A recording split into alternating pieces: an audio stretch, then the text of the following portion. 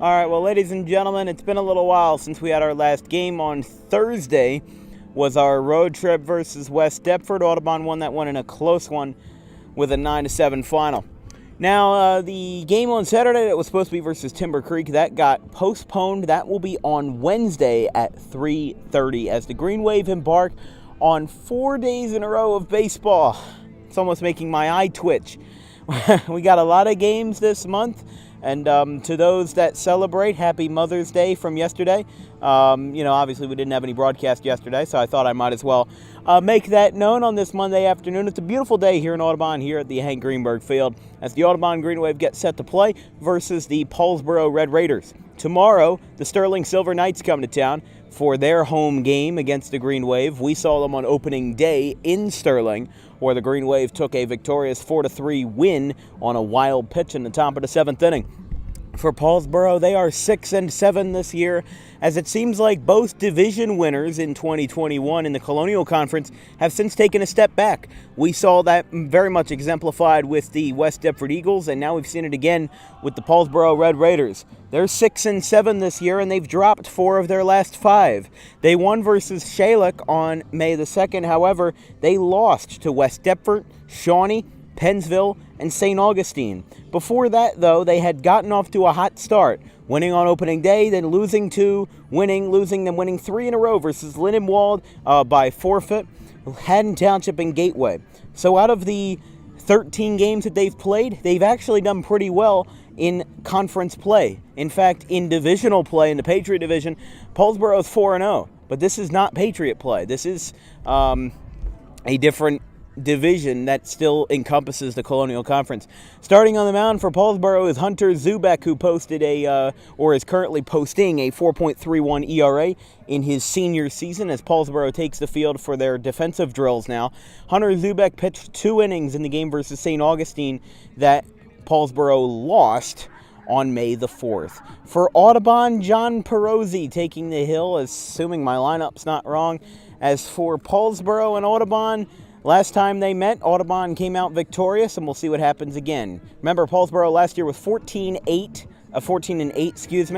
and they also have a lot of things to prove. They had a lot of seniors graduate last year, and now, well, they got another challenge in front of them. They're taking the field now for defensive drills, and Audubon and Paulsboro will be coming up to you in a couple minutes here on Dan Wilkins broadcasting coverage of Audubon Green Wave Baseball, your exclusive coverage for everything Green Wave, from games to interviews, everything of the sort. If you're interested in a sponsorship, or if you have any questions or comments, drop me a line at thedanwilkinsshow@gmail.com.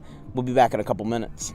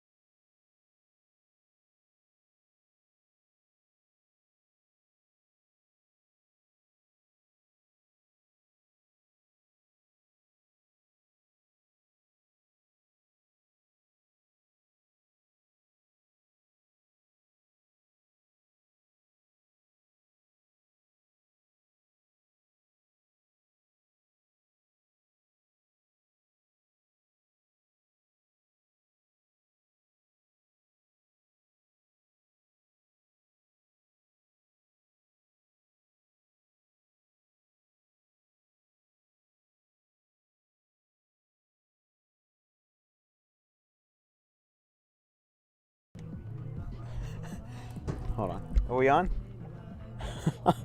I've been told to say that Coach Inkster and Coach Jacobowski are going to be passing by here very shortly in their golf cart.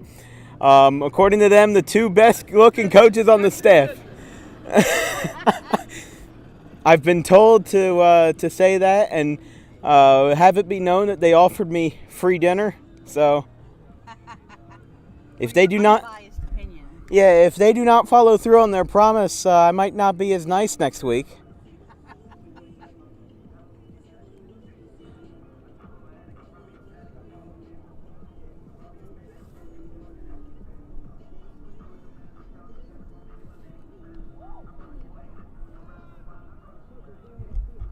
Am I out? Oh, sorry.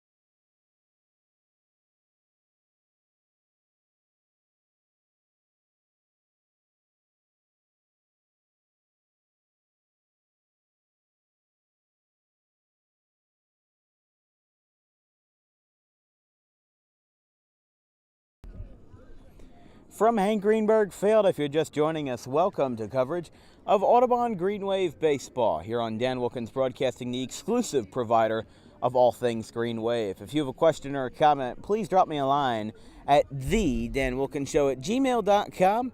Also, any serious sponsorship inquiry should also go to that email. The Green Wave take the field now as they get ready to face off against the 6-7 Paulsboro Red Raiders. John Perozzi, who started on Tuesday versus Gloucester, gets another start 6 days later. He did pretty good in Gloucester, completing all 6 innings before the mercy rule got a hold of Gloucester.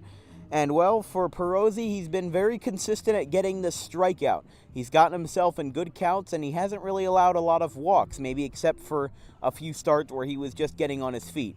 For the Paulsboro Red Raiders, let's take a look at their starting lineup. Batting leadoff and playing at the shortstop position is John Marcucci, the son, I assume, of the head coach, also named John Marcucci, unless the head coach is going to be batting first, which I highly doubt. The left fielder will bat second, Dante Honorado. Batting third and pitching and also DHing is Hunter Zubek. Batting cleanup and playing first base is Luke Hinkle. Batting fifth and playing second base is Doug King. Batting sixth and playing third base is Rocco Pellegrini. Batting seventh and playing center field is Jake Ireland.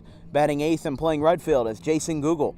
Batting ninth and catching is Nate Knight. Their starting pitcher, as we said, Hunter Zubek. In the pregame introduction, he will take them out with a 4.31 ERA in his couple of starts from 2022 in his senior year. And guess who's also a senior? I got to speak to him earlier today, John Perozzi.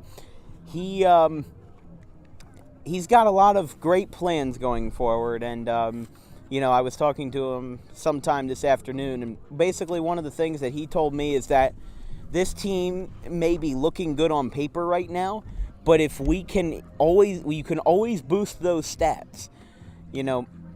People talk about a free game where if you lose, it's not that big of a deal. Well, every game in high school counts. Every game in high school is a big deal.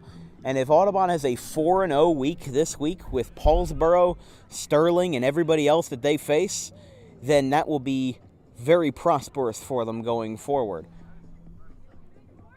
So leading off versus John Perozzi will be John Marcucci, the sophomore shortstop, as the first pitch from Perozzi is a inside fastball. It's 1-0.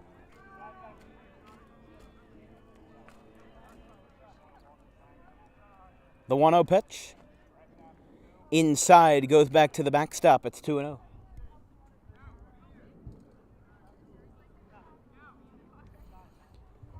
Marcucci, despite batting leadoff, having a sluggish start to the year, a 138 batting average with 4 hits, 4 for 29. And that is a strike. It is 2-1.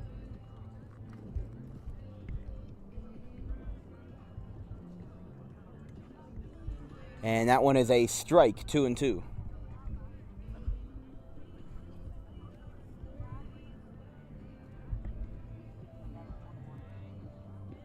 And there you go, got him looking. Strike 3 for Marcucci, and Perozzi's first strikeout tonight. Brings up Dante Honorado.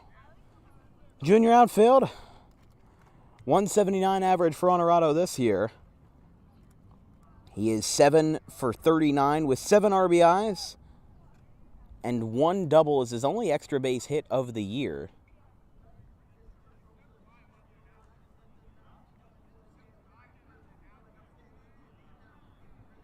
And Ryan Zimmer had what appeared to be an equipment malfunction, so he had to go back to the dugout. I think he had to retighten his pads.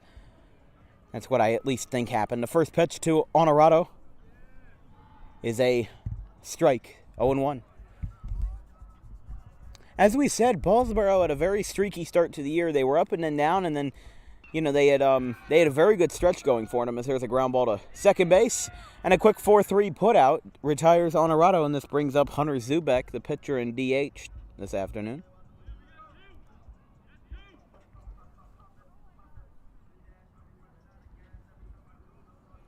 Zubek, a senior, as he bats from the right side, batting .409 in 2022 in his senior year with a 4.31 ERA, as we had mentioned before. As he drops the bat, and it takes a strike, I believe. It's 0-1. No homers, but 2 doubles for him as there's a swing and a pop-up. A flare down the third base line. Pinckney gets called off by Tyler Wiltse, and the side is retired. 3 up, 3 down. We go to the bottom half of the first. Green Wave will get their first chance to bat in a scoreless game.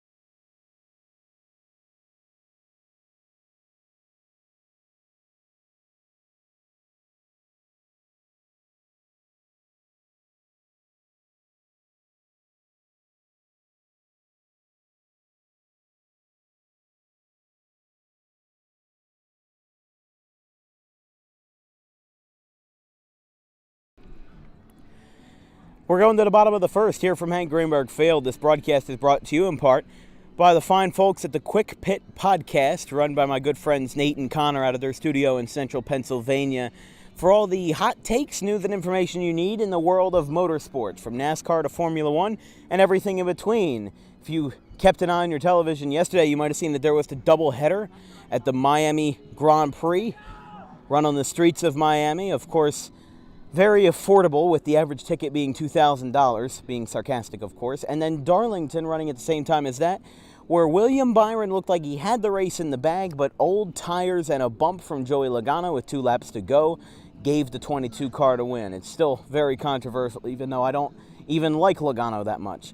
But for all that information and all those hot takes in the world of motorsports, make sure you follow the Quick Pit Podcast wherever you can find podcasts and wherever you listen to them, including Spotify and Anchor. We thank the Quick Pit Podcast for sponsoring Dan Wilkins' broadcasting coverage of Audubon Sports. This brings up Xavier Massey. He will lead off the bottom of the first inning here against the Paulsboro Red Raiders. Hunter Zubek, a 4.31 ERA, as we had mentioned before, in 2022 for the senior. 13 innings pitched, 15 hits allowed, and 14 strikeouts on his leisure. No wins or losses decided this year, but a ground ball to short that finds its way into left field.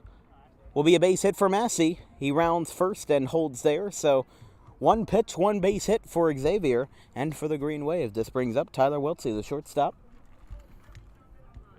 By the way, the rest of your starting lineup for the Green Wave this afternoon will be Xavier Massey, Tyler Wiltse batting second and playing short. At the pitcher and DH position is John Perozzi. Cleanup is Sean Driscoll playing second base.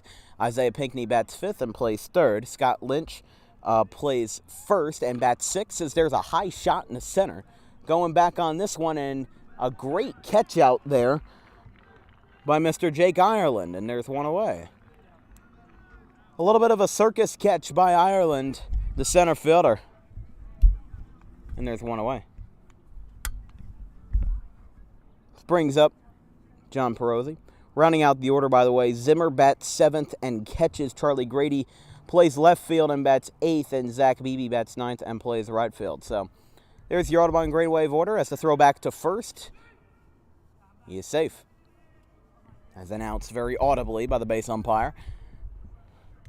He didn't even slide. I don't even think he had time to slide because his lead was so narrow off the bag that if he had slid, he probably would have overslid or tweaked something.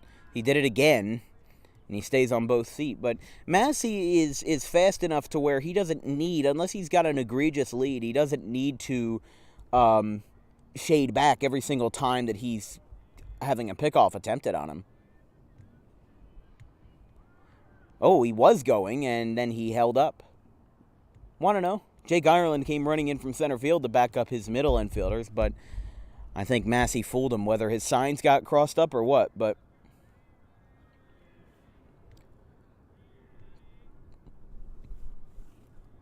throwback, nothing doing. That's the third time that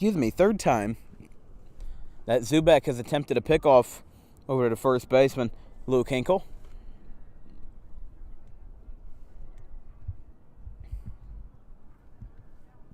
Now he's going. Throw down. Throw was up high to the second baseman, Doug King, and didn't get anything out of that, so another stolen base for Massey. He continues to be quite a ruthless menace on the bases this year. I believe he's got at least double-digit stolen bases. I might be wrong, but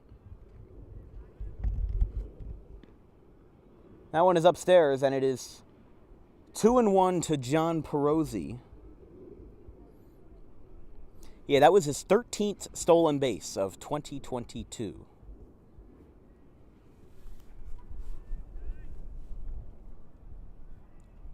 Two-one. Outside, 3-1.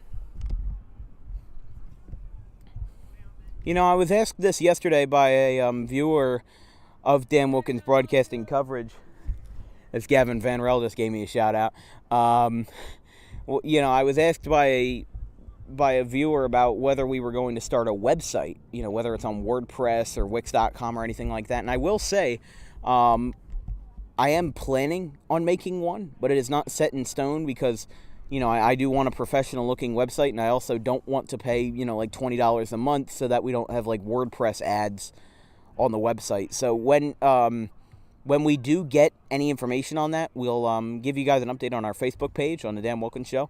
My mother ends up running that, shockingly enough. Massey's going to third, and the throw was a little awry, but nothing insane. And John Perozzi takes first base. So runners on the corners now with one away. This brings up Sean Driscoll. But yeah, I mean, I've done websites with Wix before, and by the way, running at first base, I believe, will be Damian Broadhurst, and that will be the case. It'll be Broadhurst. But you know, I've made websites with Wix before, and when I didn't really care about whether there were advertisements for Wix on the website, you know, then I wouldn't really care. But I would rather have a professional website if we're going to be a professional brand, you know, with our domain, with our, you know, presentation. Because you don't want to, you know, seem like you're acting cheap or whatever. There's a fly ball to right. Playable and caught. Coming home to the plate is Massey, and he scores. And it's 1-0 Green Wave. So a sacrifice fly to the right fielder, Jason Google. And it's 1-0 Audubon. So this brings up the fifth batter of the inning, Isaiah Pinckney.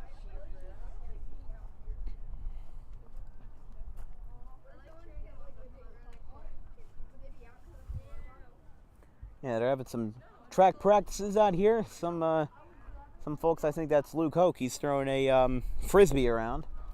Might be him, might not be. I'm not sure, to be quite honest with you. But the first pitch to Pinckney from Zubek. Runner's going. Throw down to second is going to go into center field.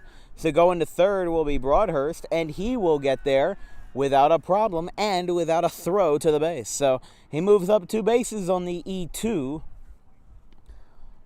Although, honestly, in cases like that, it probably should be like an E4 or an E6, but by rule, it's an E2. So Damian Broadhurst is at third. There's 2 away, and the Green Wave lead 1-0 here in the bottom of the first. Quick start for them, as Tyler Wiltsey flew out to center after a nice circus catch by Jake Ireland.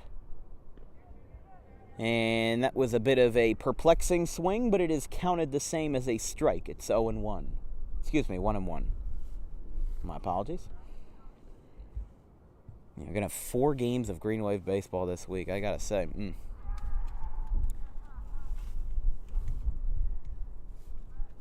Isaiah, of course, committed to Rutgers University, the main campus up in Piscataway and in the New Brunswick area. He'll be playing with Xavier Massey. I definitely plan on getting the Big Ten Network subscription so that I can watch those guys play. But, when Haddon Heights was in town, I was talking to John Perosi this afternoon, and he had actually said that a Boston Red Sox scout was at the ballpark to watch Caden Bodine, the catcher for the Garnets. And remember, he actually hit a walk-off home run. I forget who it was, but he hit a walk-off home run for Haddon Heights later on after the Green Wave played them. And when Audubon beat Haddon Heights 9-1 in that rain-shortened game, by the way, it's a 3-1 count, and the 3-1 pitch is inside, ball 4, so this will bring up Scott Lynch with runners on the corners again. So when we had beat them 9-1 and the game was shortened after the end of 5 because of the torrential downpour that was going on, that was one of Haddon Heights' 2 losses this year. They are 13-2 in 2022. Audubon has 5 losses. 2 of them came down in Myrtle Beach. There's a foul ball back to the apparatus behind home plate, and it's 0-1. To Scott Lynch, who's got 3 home runs, had 3 homers in 2 games, 2 in the same inning versus Gloucester in a 13-2 victory, and then 1 versus West Deptford. So he has really got the fire in his bat. He was having warning track power all season, what I like to call warning track syndrome, and now he's got the ability to clear that fence, just like he did in St. Petersburg last year. Now it's outside, it's 1-1. Good job by the Paulsboro catcher, Nate Knight, to be able to stop these balls from getting back to the backstop, because he's had to catch some tough ones in this inning. And he's been able to keep it steady. Running is Pinckney, and it is fouled back to the tarp. It's 1-2. But, man, I keep losing my train of thought. Regardless, though, Haddon Heights only has 2 losses this year. By definition, they don't even lead our division because Audubon has the best divisional record. That's at least how NJ.com sorts it. Like, for example, Paulsboro didn't have the best record overall, but, hold up. Did he balk? I think he balked. Yeah, I think that's what happened, because he moved to second base, and Isaiah knew it just as well as everybody else. So Hunter Zubek balks. Don't see that every day, and the 1-2 is down low. So for your reference, runners are on second and third. Both of them in scoring position. If the inning were to continue, Ryan Zimmer would be the batter. But like Haddon Heights, one of those losses were versus Audubon. But they still do not lead because both of their losses are divisional. There's a swing and a pop-up. Actually, that's more than a pop-up. That's very much straightaway center. But Jake Ireland makes the catch. It's a can of corn for him, and the inning is over. Audubon leaves 2 on, but scores 1 on a sac fly to right. The inning is over, and we go to the second 1-0 Green Wave.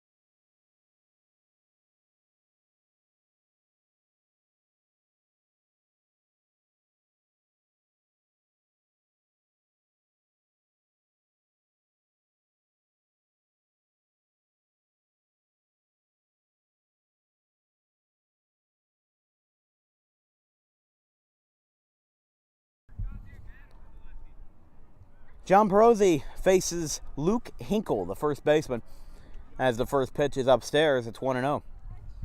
Perosi set him down 1-2-3 with a strikeout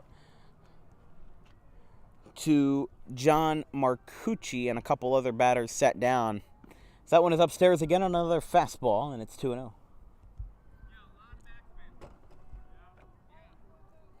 Beautiful weather here at Hank Greenberg at game time. 72 degrees, wind blowing out to left field at 13 miles per hour. Humidity is very low today, only 18%. That's why it feels so beautiful, but also the sun is beaming down right over me. And by the way, it is 3-1 to Luke Hinkle. Looking at the rest of this week, all of Audubon's games should be very, very nice and very fair weather-wise, as that one is ball 4 to Luke Hinkle, and this will bring up Doug King, the second baseman. Tomorrow's going to be 70 and sunny versus Sterling. Wednesday in Timber Creek is going to be 72 and sunny. It's going to be mostly cloudy on Thursday, however, still a very steady 73 degrees. So we'll be in the 70s all week, and I'm not talking about Woodstock. The first pitch is a ball outside. It's 1-0, although Woodstock wasn't... Woodstock was 1969, right? I believe. You asking me? I was 3. Right, good point. No, I made a joke about the 70s, and I forgot that Woodstock is, I think, very late 60s. But I think people still associate it with that, you know. Hippies. Yeah. I believe I saw a promotion for a minor league ball club where they're doing a hippie night where the players are going to dress in hippie-styled uniforms. And honestly, minor league baseball, I absolutely love for those kind of promotional nights. You know, you can watch a minor league baseball game all you want, but if you're a casual fan, why would you go to Allentown or Lehigh Valley to watch a baseball game?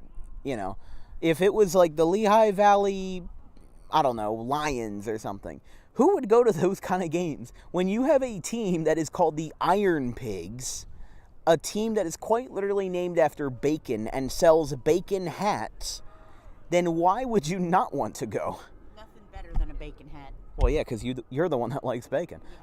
Runner's going, swinging a ground ball up the first base line to Driscoll, who nonchalantly tosses it to first. The runner moves up to second, Luke Hinkle, and there is one away here in its second. Brings up Rocco Pellegrini, the third baseman, for Paulsboro.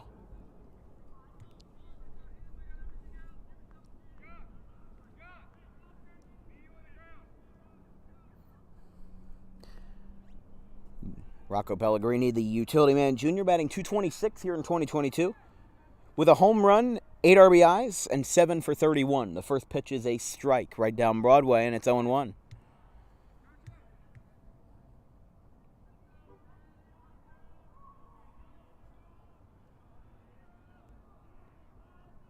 And now time is called.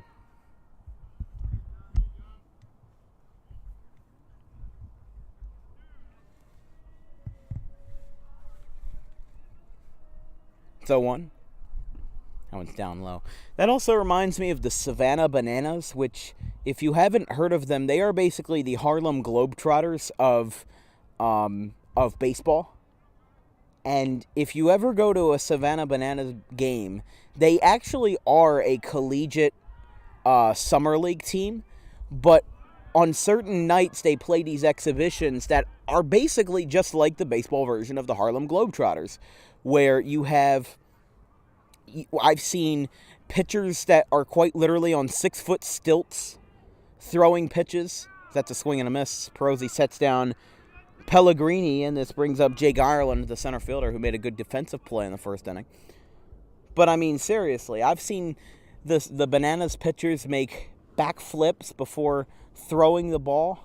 I've seen the craziest things, and I've never even been to a game of that nature. And now the Paulsboro head coach is, I don't know what he's talking about.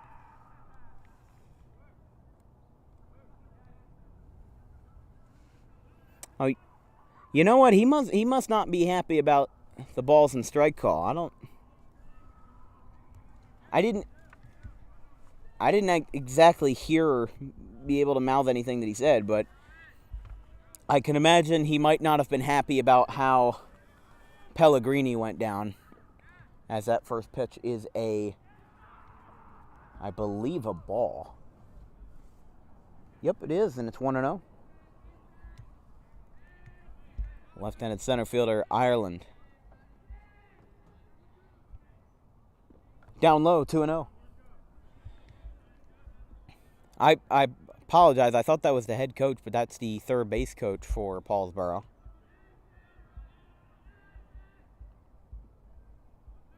That one's in the dirt, but the runner holds at second. Jake Ireland batting 167 here in 2022. As it's 3-0. Might be getting a green light here. 3 for 18 with all 3 singles and 3 walks. So no extra base hits for Ireland. I mean, you'd be surprised. It appears that Paulsboro offensively just has a couple bright spots, and that's about it. But the fact that they've got 6 wins and they've won against some respectable teams means they got to be doing something right. That one's inside, so a 4-pitch walk to Jake Ireland, and this brings up Nate Knight, the catcher.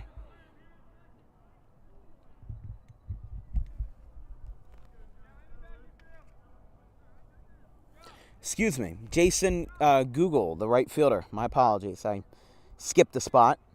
Senior outfielder Google batting in 2022, a 200 flat, 5 for 25. All 5 of his hits are singles. First pitch, it's a swing and a flare out towards left that will go foul. Oh, nice play by that dad out there. Is that Perosi? Might be, I'm not sure. I can't tell who that is, but regardless, it's 0-1.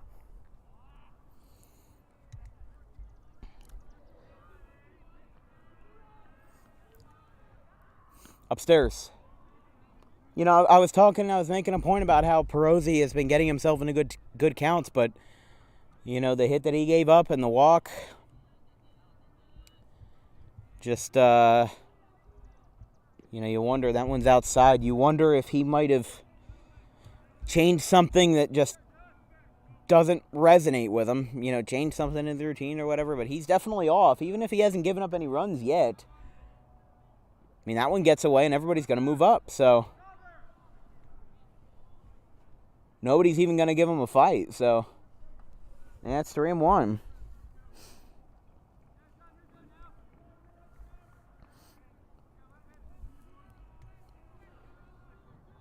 Three and 1 to Jason Google. If the inning were to continue, then Nate Knight will be on deck. Swinging a fly ball out to center. Coming in is Massey, and he makes the catch, and the side is retired.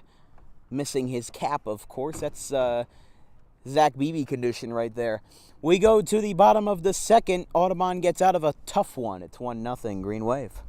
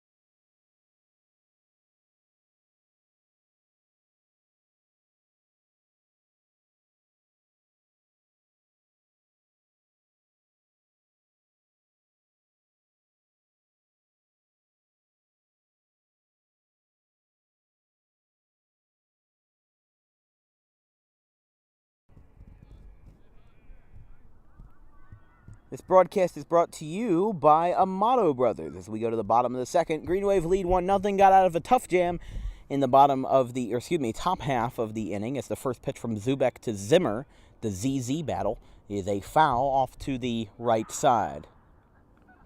Again, this broadcast is brought to you in part by Amato Brothers, just on White Horse Pike across from Aunt Bertha's Kitchen and Dunkin' Donuts. Great place for whether it's breakfast, lunch, or dinner. Open every day except for Sunday and Monday, I believe. No, Monday and Tuesday. My apologies. Ground ball to third. Out to short. Throw from Marcucci is in time. One away. This brings up Charlie Grady. But yeah, right on White Horse Pike. Been there a couple of times in the last couple weeks, and it's a great place to have a nice dinner. At a great price, so yeah, it's our go-to. Yeah, it's our go-to a lot of the time. So if it's our go-to, why can't it be yours? So make sure you check them out on anywhere where you can find them on social media and also on White Horse Pike. Just minutes away from all Oakland and Audubon attractions. There's another one to Marcucci. Is another one in time. Great acrobats at first by Hinkle, and there's two away. Hey, it's the bottom of the order, but, for a guy that's batting under 200 in the starting order, this has been a great defensive display by Marcucci. He has shown that even as a sophomore, he's got some good potential. He's made two good plays, and his first baseman Hinkle's made some good plays as well. And that's partially why the Green Wave are held to one run very early here. As that one is upstairs, BB has to turn his back to the mound. It's 1-0. We were talking about minor league baseball and how teams sometimes change their jerseys for a promotion night, and that's kind of why is Zach Beebe showing bunt with 2 outs and the bases empty?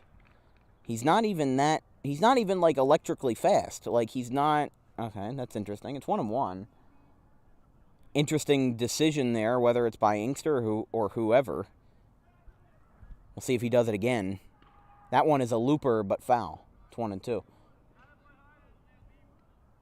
One clips off the fence, and Mark Wiltsey's going to go out there to grab that one. But, that all reminds me of the City Connect stuff with Major League Baseball.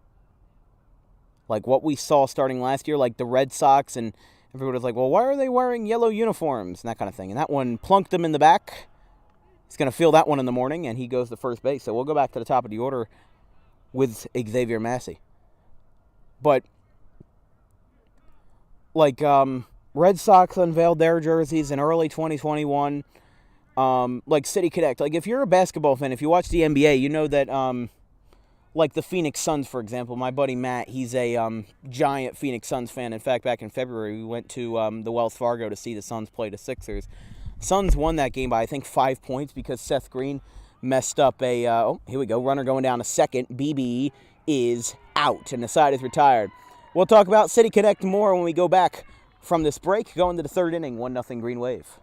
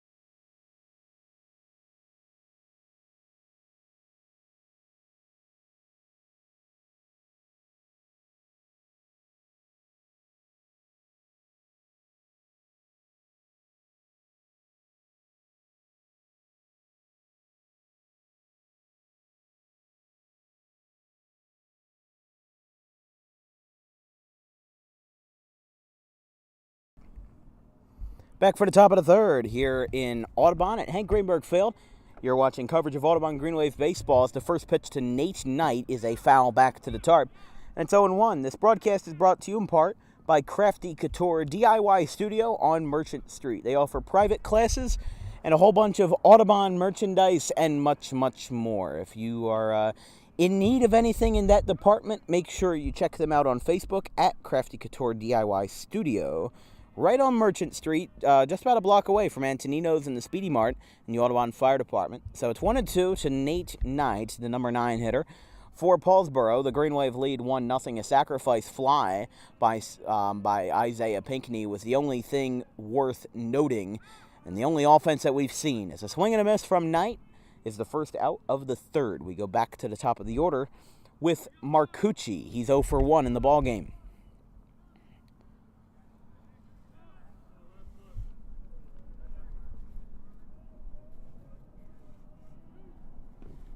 First pitch is a strike, 0-1.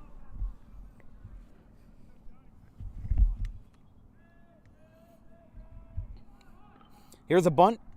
Back to the mound. No problemo, and it's in time, 2 away. Easiest fielding play I've seen in a long time. This brings up Dante Honorado, again 0-for-1. Grounded out to second his first time. So, like I was saying, we're going to have to hold that conversation again. A nice diving play by Lynch, and the side is retired. 1, 2, 3 again. We go to the bottom of the third at 1-0 Green Wave. Very quick top of the third.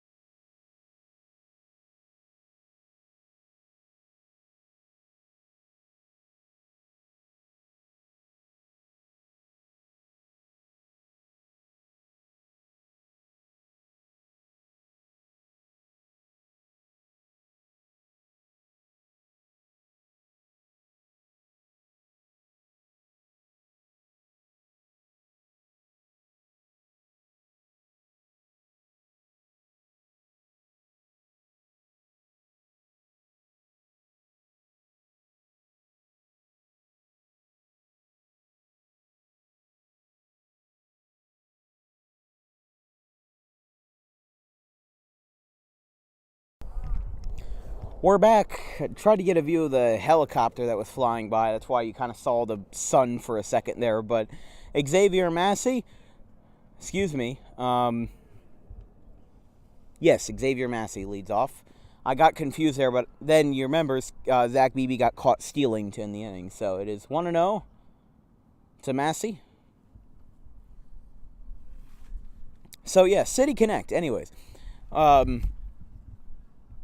people were making a big deal out of the fact that, the MLB was becoming too much like the NBA in terms of the fact that they were doing these City Connect jerseys, which Only a couple got revealed every year. Like 6 or 7 got revealed in 2021. When I went to Wrigley Field in Chicago in August, the Cubs were wearing their Wrigleyville jerseys.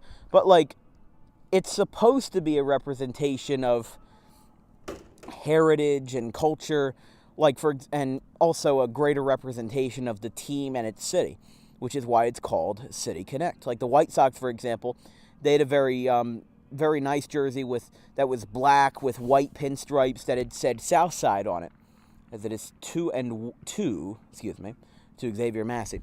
The Marlins also had another one in very bright neon colors, maybe not neon, but very bright colors, almost like a red that's a little bit brighter than the Paulsboro red that you see.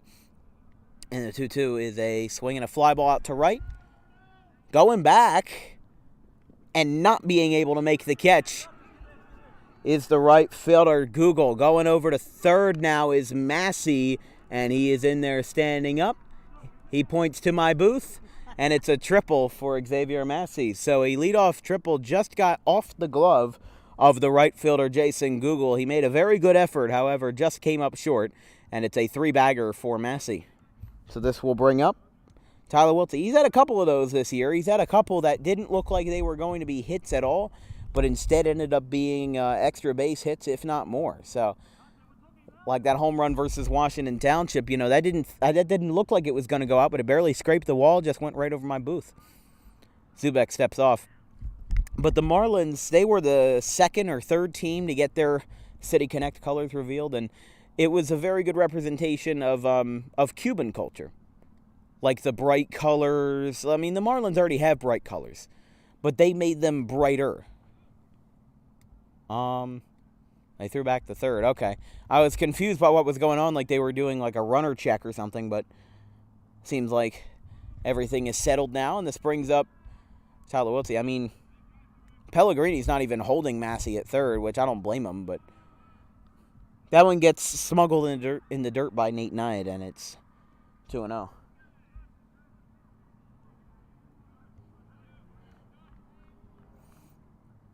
I mean, it was a very good representation of Cuban culture. Honestly, I wouldn't even mind the Marlins City Connect jerseys to be their main uniforms, because their ones right now are so boring.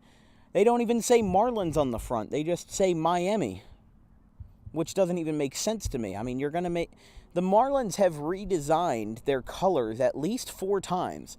1993 when they were founded. 1995, they did it again, a very slight remodification, but they made the hats black instead of, teal green. The 2-1 to Wiltse is a foul back to the tarp, and it's 2-2.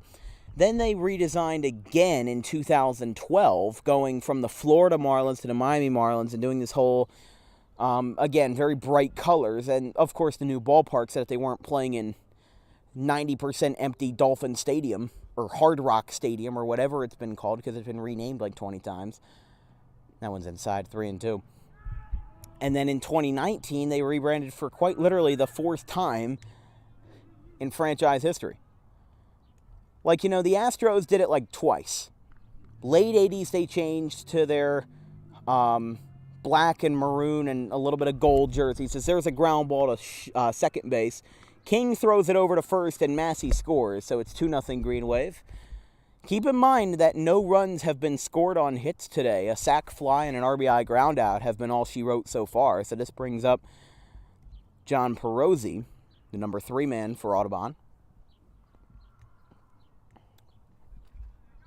No runners are on. And with 1 away, the Green Wave lead by 2. Not a walloping per se, but Gotta build from somewhere. yeah, a lead is a lead, no matter how you slice it. That one hits off of Zubek, rebounds to, Pellegrini, and Perozzi gets the first no problem, and Zubek is going to be attended to. He's being helped out by Luke Hinkle. I believe he got hit on his shoulder.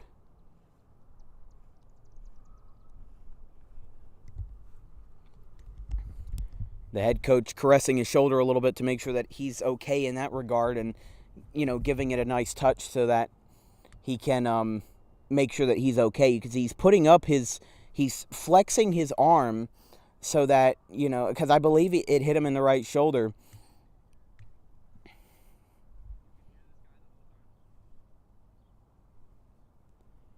And it appears that, we'll see if he stays in the game, but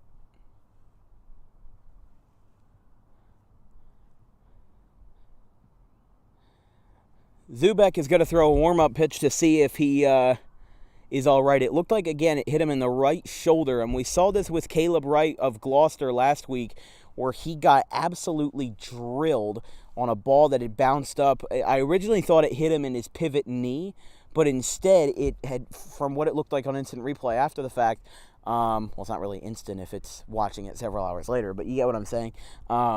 It looked like it had bounced up and hit him, that kind of thing, and he was obviously very shaken and couldn't really walk on it. But the infield watching a little bit there, the outfielders Google and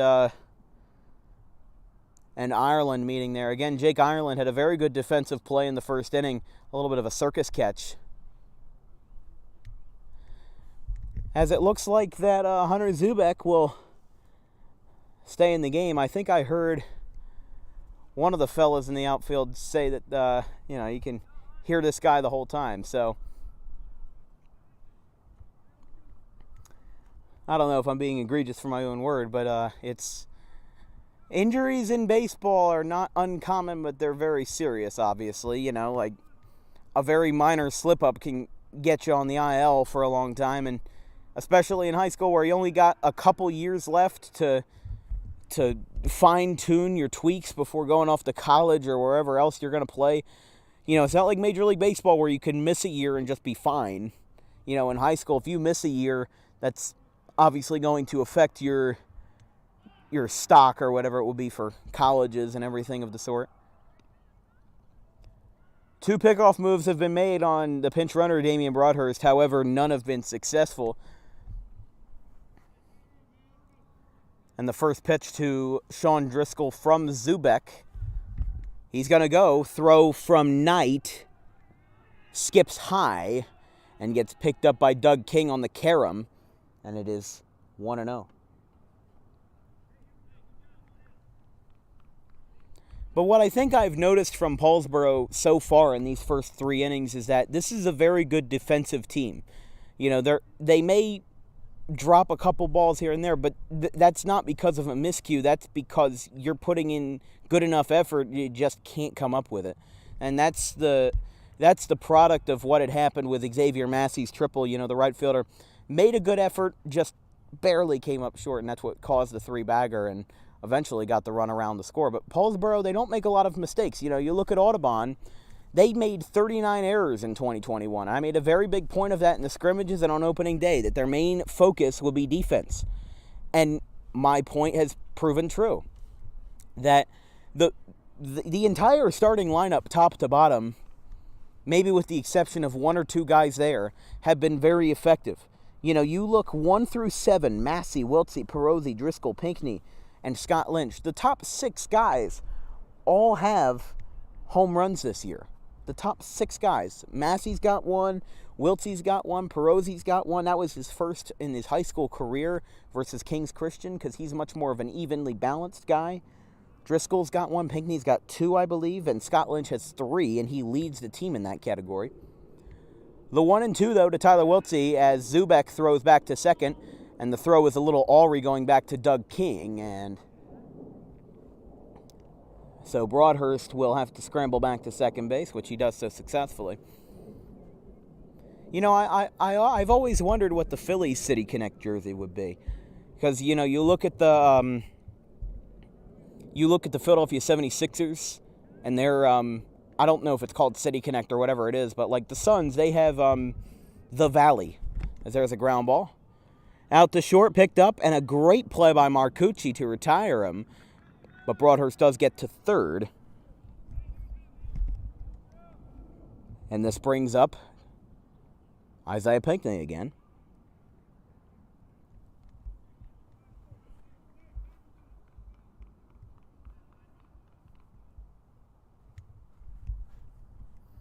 Two away, runner on third. And Zubek will face Isaiah Pinckney.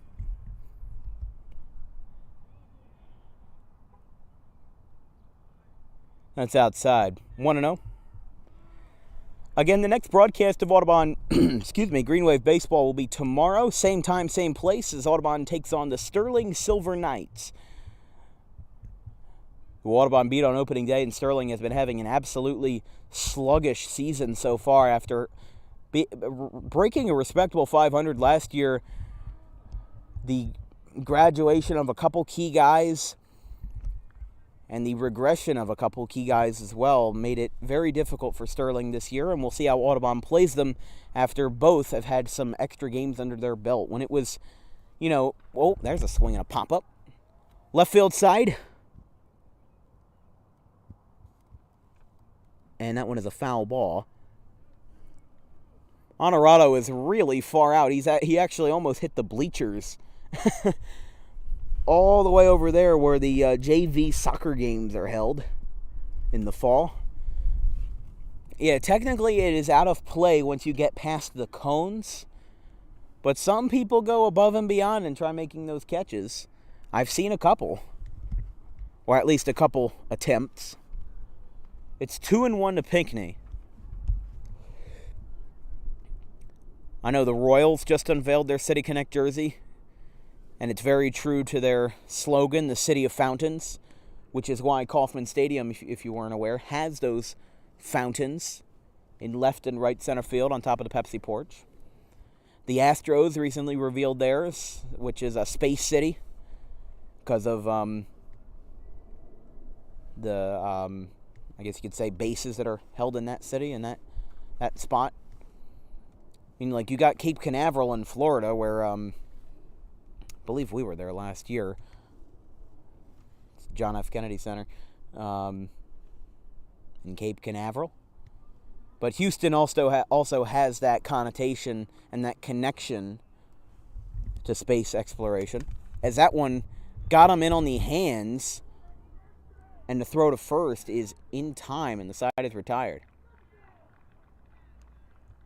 So the inning is over. A little bit of confusion, because I think that hit either off the knob or the very inner part of his bat. We go to the fourth inning, 2-0 Green Wave, as they get another run on an RBI ground out.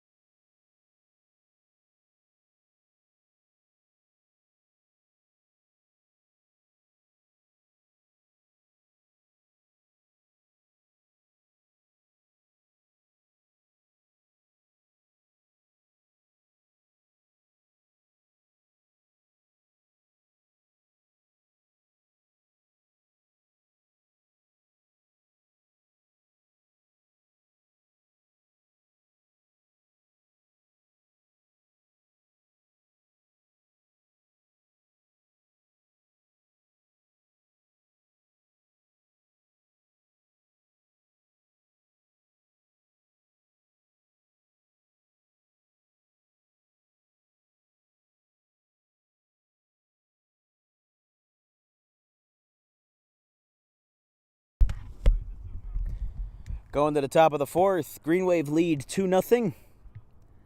As the inning will be led off by number 13, Hunter Zubek. Pitcher and DH this afternoon is the first pitch is a ball. It is 1-0. This broadcast is brought to you in part by the Borough of Audubon. Even though Audubon Day has come and gone, make sure you follow the Audubon Celebration Committee on Facebook for more information involving everything going on throughout town, including the 4th of July and holiday parades and National Night Out. As there's a ground ball hit very softly to short. Throw from Wiltsey is off the bag. And in fact, it got away. So he will go to second, no problem. It went through the fence back there. And Looks like Tony Carbone's going to have to grab it for them, but going to second is Zubek, and this brings up Luke Hinkle. Cleanup man for Paulsboro.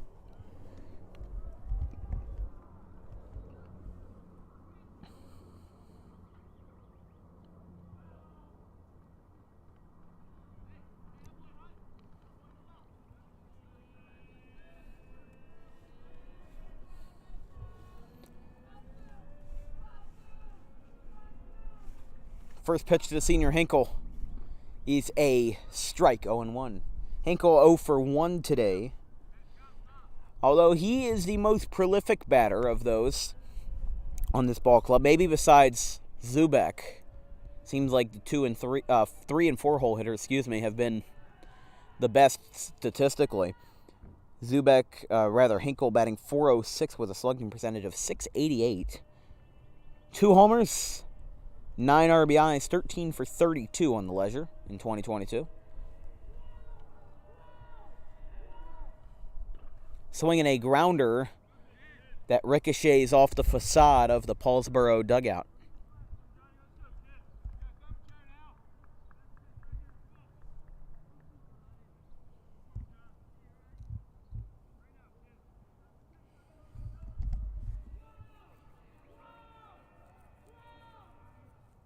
Swinging a fly ball at the center.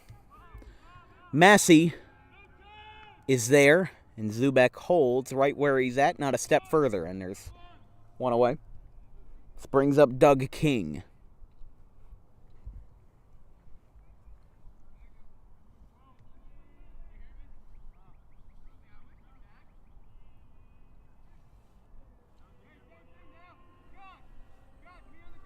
Here's Doug King, junior infielder. And he steps off Paulsboro's dugout with the bite in them.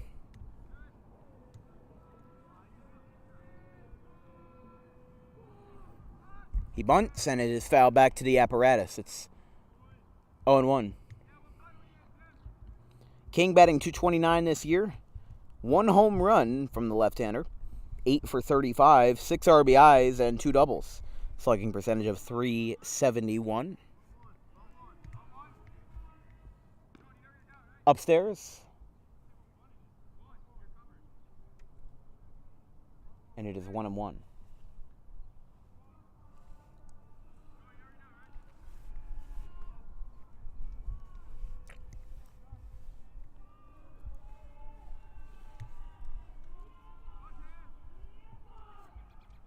Breaking ball fouled back, a looper that just missed the Audubon dugout, goes right behind it.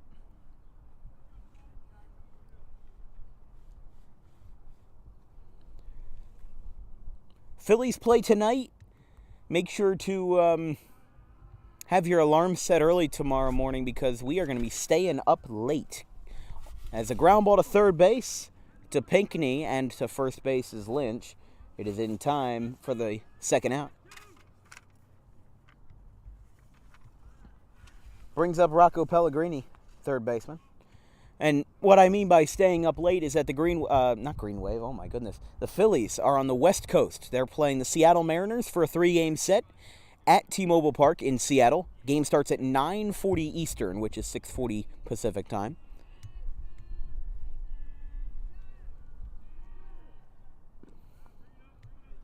Kind of weird to me how the Phillies have not played anybody from the American League West since 2017. I remember back in just past Mother's Day in May of that year. Good grief, it's 5 years ago now. As the 1-0 Pellegrini. Oh, he steps out. But Carlos Ruiz had been traded a couple years back and finally came back to Philly. Not in a Phillies uniform, but in a Seattle Mariners uniform. And he got a standing ovation. That one's inside to Pellegrini. He puts his bat in the air and puts himself outside of the batter's box, so it's 2-0. But he got a very nice standing ovation. Mariners won that game 10-9. Very stressful game it was, because Phillies had a 9-5 lead, and then they blew it in the bullpen. But that was the rebuilding years for the Phillies. Ground ball foul, I think. Wait a second.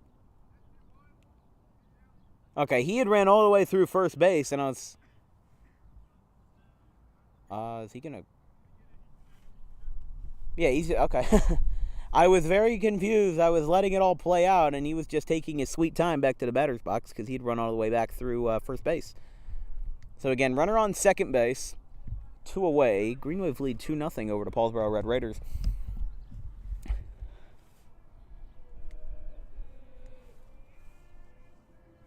That's the 2-1. It's a strike. 2-2. But yeah, what Major League Baseball used to have was this divisional system where, like last year, AL East played NL East, AL Central played NL Central, and so on.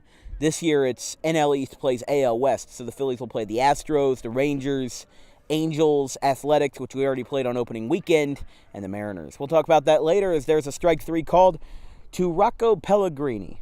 We'll go to the bottom of the 4th inning here from Hank Greenberg Field, 2-0 Green Wave.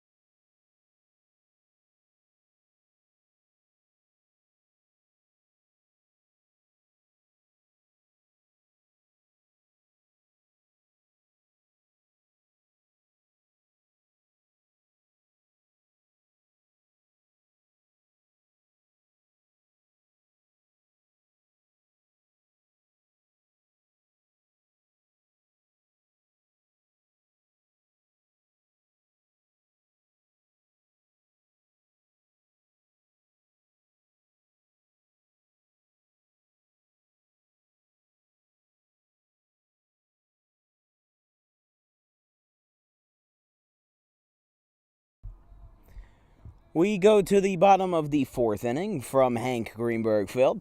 Scott Lynch leads off, 6, 7, and 8 due up for the Green Wave here in the bottom of the 4th. 2-0 Green Wave lead. A sacrifice fly in the first and a RBI ground out in the third are the only substantial offensive anecdotes that we have this afternoon, as the first pitch is a check swing taken for a ball, and it is 1-0 to Scott Lynch.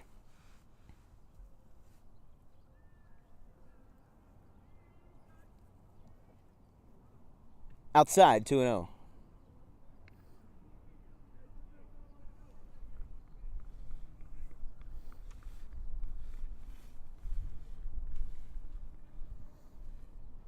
The 2-0 from Zubek. Inside. And it's quickly 3-0 to Lynch.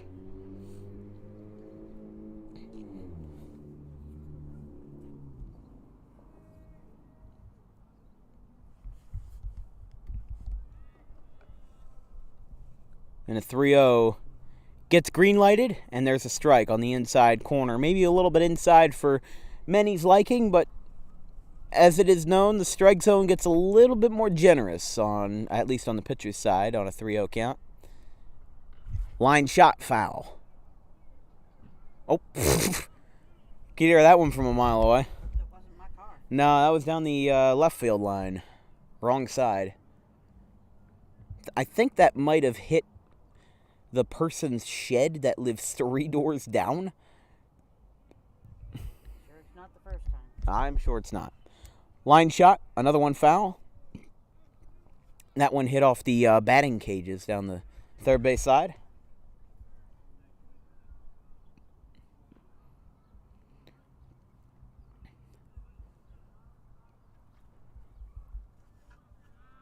Three-two.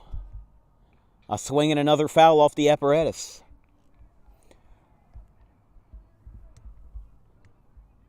Warming up in the, quote, bullpen for Paulsboro is number 24, Brandon Armstrong. Looks like he's getting some reps in. He might be the replacement to Zubek. Green Wave currently have nobody up. Really, they don't have any need to. And there is strike 3 on a breaking ball that eclipses the zone. And there's another strikeout for Zubek. There's one away. This brings up Zimmer with one down. You're watching coverage of Audubon Green Wave Baseball here, broadcast exclusively on Dan Wilkins Broadcasting. If you have any questions or comments, please drop me a line at thedanwilkinsshow@gmail.com. Any serious sponsorship inquiries should also go to that email. Thank you for your support of Green Wave Baseball.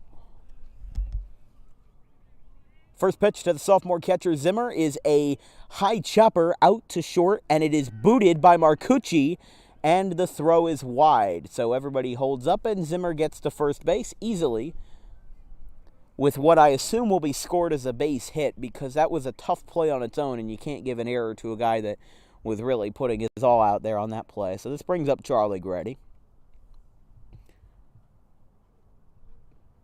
Yeah, 3-game set with the Seattle Mariners this week, and by the way, Charlie Copsetta is running for Zimmer at first base. That is the only base runner we have right now, with one away here in the bottom of the 4th. And then a 3-game set at good old Chavez Ravine, also known as Dodger Stadium, going into this weekend. I believe it's a 4-game set. So Phillies won't be home until next week when they play the Padres and Dodgers. Swinging a foul tip. Didn't really hear it off the bat, but the umpire did, so it's 0-1. It wasn't a wild pitch, and even if it was, I don't think Copsetta was running on that play. Just with all the discrepancies and all that, whatever you want to put on that.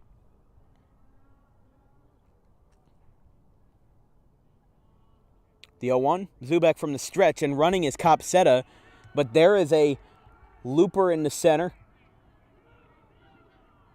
And now holding, and in a little bit of a rundown is Grady. So a bit of confusion there, but Jake Ireland holds Charlie at bay, and he holds at first, and Charlie Copsetta gets over to third. So on a hit and run, it's runners on the corners with one away. Good offensive opportunity for the Wave, but Zach Beebe is the batter with one down.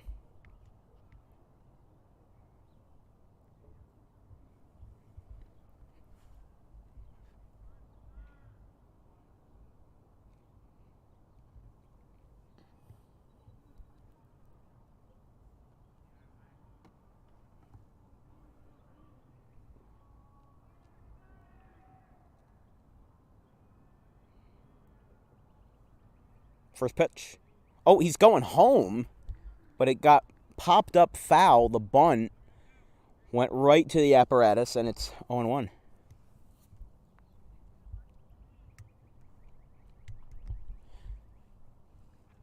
As the stands remain ever so quiet and the birds keep on chirping here in the outfield. From Hank Greenberg, it's 2-0 Wave. Beautiful day. Yes, absolutely beautiful day. And I'm the one who packed sweatpants and a flannel shirt. I didn't need to wear any of that. Throw back to first, nothing doing there. We are in New Jersey. You never know. One minute it's spring, next minute it's winter. The only state to have 4 seasons in one day. Yes. I don't think I've ever seen a state with a day that starts at 40 degrees and then goes to 70 by the time it's noon. I've never seen that.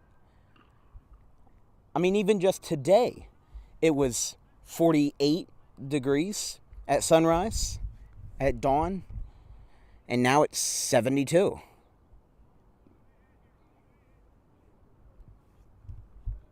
It is 0-2 to BB. Again, on first is Charlie Grady. On third is Charlie Squared, as I like to call him, Charlie Capseta. He's the younger one, so he gets the Squared moniker. The 0-2. Zubek from the stretch. Line shot. Right to Marcucci. He throws back to first, and he is doubled off. Charlie Grady had no chance, and the inning is over. You can't really blame him, though. That had a 90% chance of being a base hit, and Marcucci took it away in another spectacular play. We go to the 5th inning here from Hank Greenberg. The Green Wave keep it 2-zip.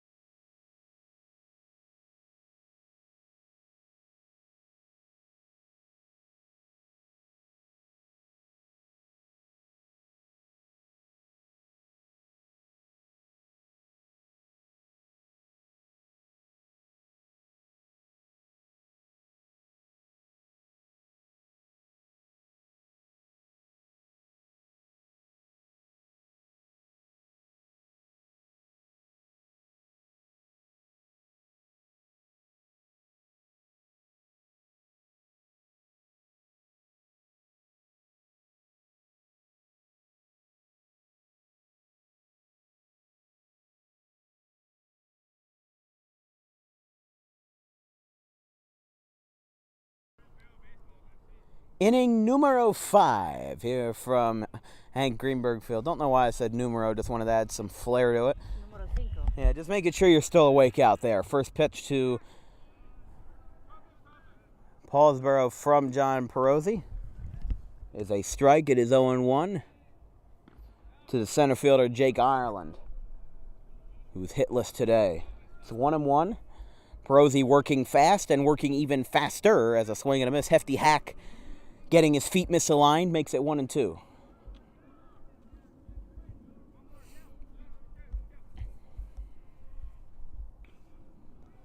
Up the line, and it is a contentious foul ball. Thought that was going to stay fair. Ireland definitely didn't think it was going to stay fair, but of course he had the best view of it all, so.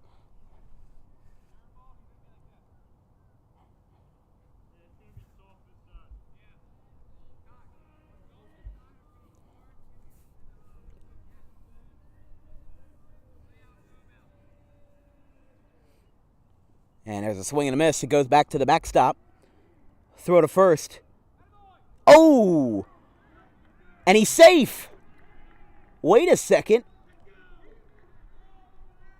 Jake Ireland went full Cirque du Soleil over the first baseman, and he's safe. I think they said that because Lynch didn't have the ball, then he would have been safe, but at the same time, would there be interference in play?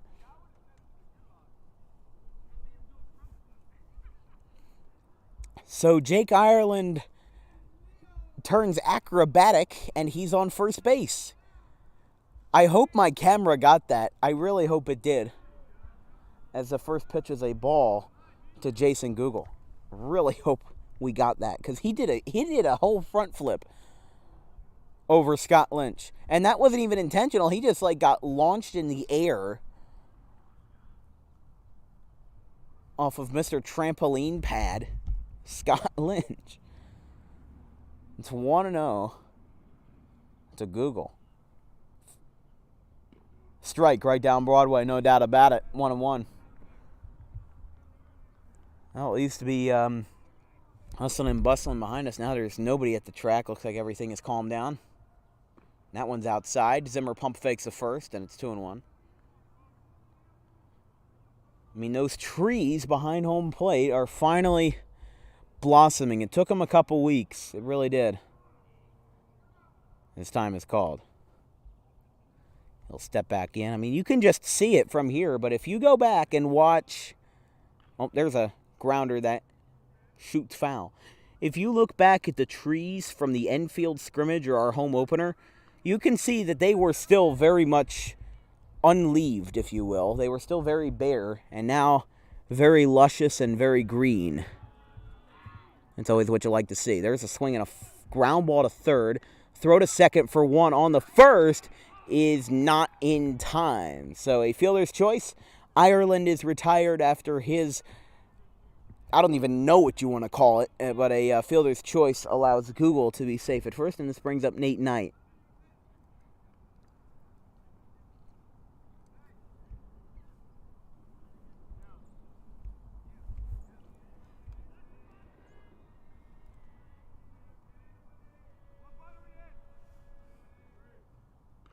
Swinging a foul back to the apparatus.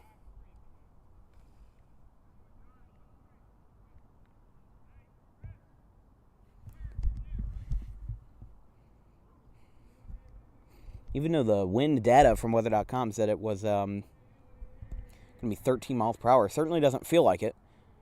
And with that sun beaming down, you could probably use a little breeze, but...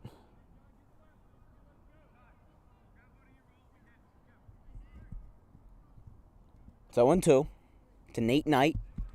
He readjusts his feet, and the 0-2 is a strike. No, it is not. Yes, it is. Excuse me. Didn't see his call, but he walked back to the dugout. So this goes back to the top of the order with Marcucci, who's 0 for 2 today. However, he's shown off his defensive skills, which proves that why he should be in the lineup, you know. You may put the coach's kid stereotype on him, but at least he can play, you know. It's upstairs. I mean, I've seen it way too much. I mean, maybe not way too much, but, you know, a fair amount I've seen the coach's kid stereotype. Not on him particularly, but on some people. You know, whose last name happened to match the name of the head coach and manager of the ball club. Like, it fits the stereotype perfectly. Young kid, batting leadoff for his dad's team. But I can see that Marcucci is definitely an exception to the stereotype because he can play very well. His stats might not show it, but guess what? He's a sophomore. He has time to learn. Tyler Wiltsey's going to have moments where he's not playing at his best. You know, same with every other underclassman in this field. In fact, besides Ryan Zimmer, Tyler Wiltsey is the only underclassman. Zimmer and Wiltsey are the only underclassmen in the starting 9. Lynch is a junior. Driscoll's a senior. Pinckney and Massey are seniors. And Beebe and Grady are juniors.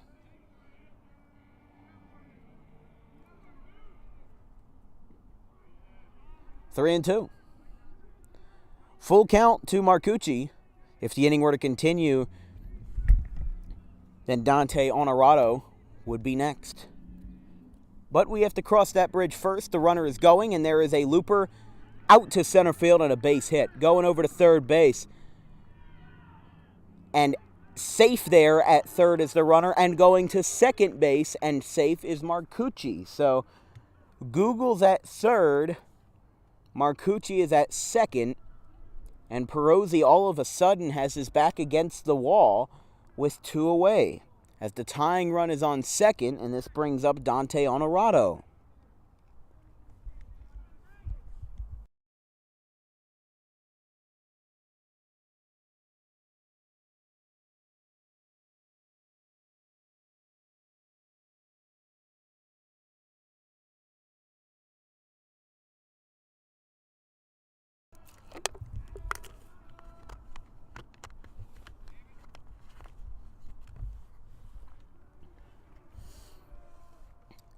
Ground ball to second base, and it looks like Perosi. Oh no! Driscoll booted it, and the run comes in to score. That was a slow ground ball. That was almost very reminiscent of the Jack Dempsey error from West Deptford a couple weeks ago. Now runners will be on the corners. And this brings up Hunter Zubek. So it is 2-1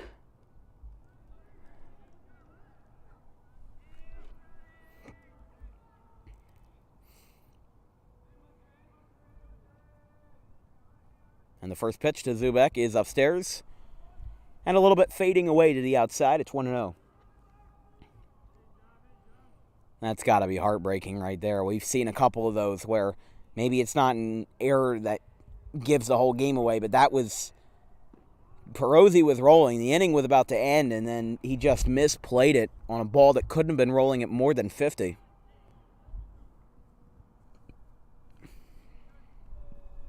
Two away, though, and it's 2-1.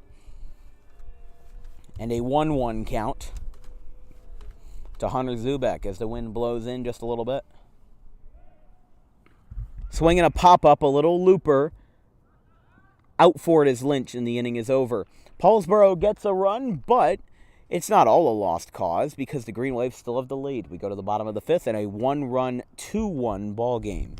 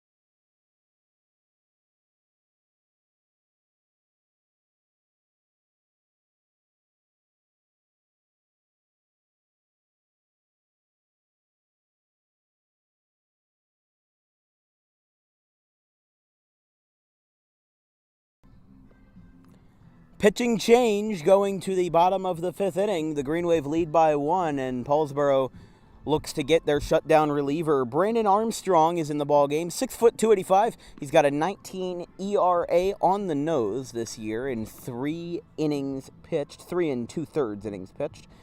Unfortunately, he's given up 10 earned runs and 11 hits in just 94 pitches and 3 2/3. His appearances this year have been very much spread out. He pitched versus Haddon Heights, Delran, Shawnee, and Shalek.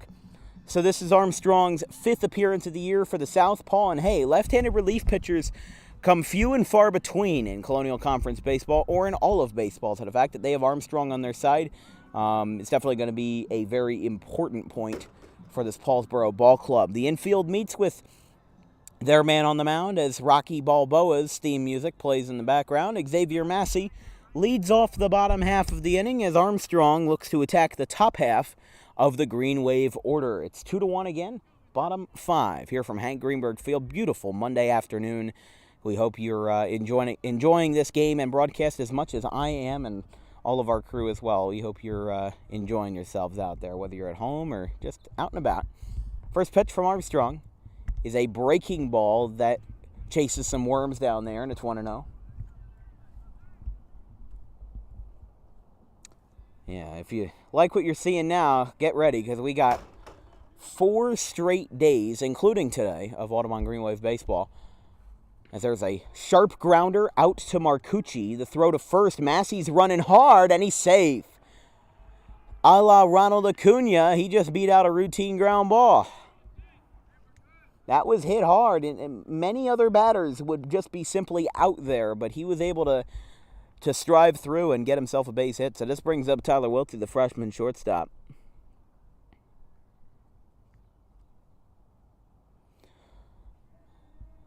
So after Marcucci seems to have finally slipped up after having a great defensive performance for the first 4 innings, Armstrong now goes in to attack Wiltsey. He bunts. Armstrong has to hustle for it. Throw to first is, I believe, in time, and no, it is not. How about that? So he beat it out just barely, and Massey gets to second. So a hard-fought base-running effort. And now, just like that, 2 runners are on for Perosi.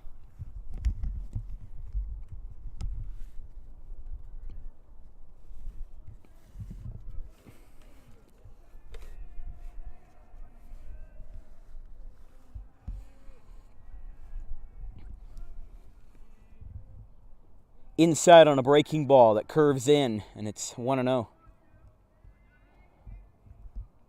Massey on second, Wiltsey on first, nobody out here in the bottom of the 5th. Green Wave lead by 1, but that could be extended if John Perosi or anybody below him is able to get something going off of Armstrong, the Paulsboro southpaw. Throws back to second, a very swift move, but nothing doing.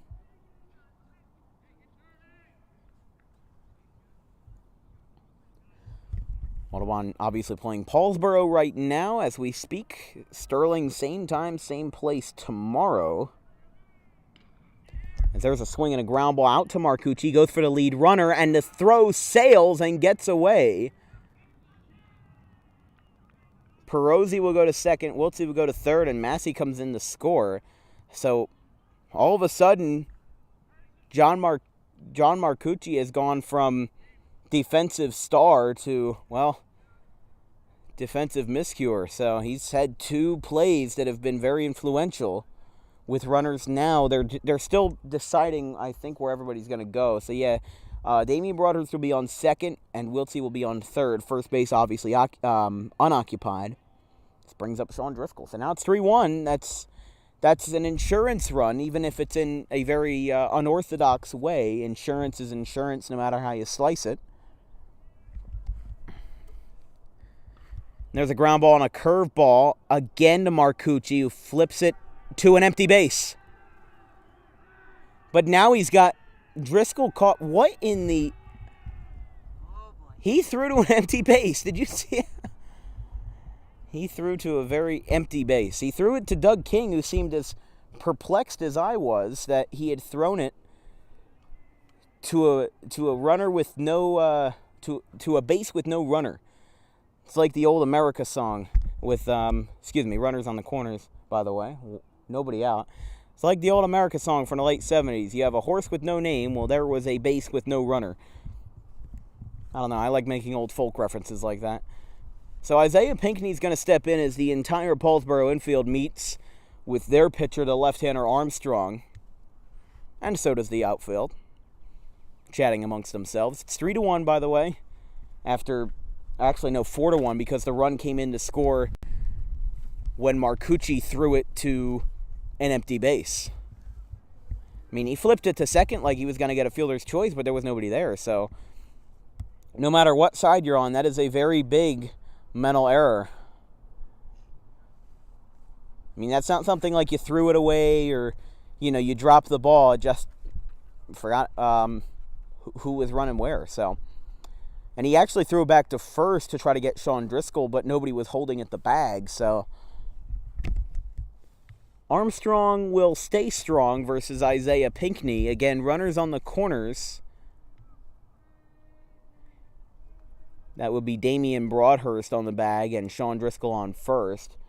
As Audubon finally seems to be getting back on their feet after having a bit of a slow start. It's 0-1 to Pinckney, the power guy, for the Wave. Although they're all power guys, really. Except for maybe a couple at the tail end of the order. As we said, all of the top 6 players in the Green Wave order this afternoon all have home runs to their name. And that one's a sharp grounder that goes foul down the third base line. It is 0-2. So, like we said, Paulsboro now, Sterling tomorrow, Timber Creek on Wednesday at 3:30, so a half hour before when we usually start. And then on Thursday we'll be in Haddonfield at 4 o'clock as they face the Bulldogs. Audubon's dugout has a lot to say. Maybe a little too much to say. You can never hurt with the enthusiasm. The 0-2. Swinging a grounder, chopped to third. with the infielder playing in, and the throw to first is in time, but now they're going to try to decoy him off of whichever base that he was going for. Hinkle with a very smart heads-up play to go right off the bag as soon as he got the out. And Driscoll moved up to second, but that's really all there was. So runners on second and third facing Lynch.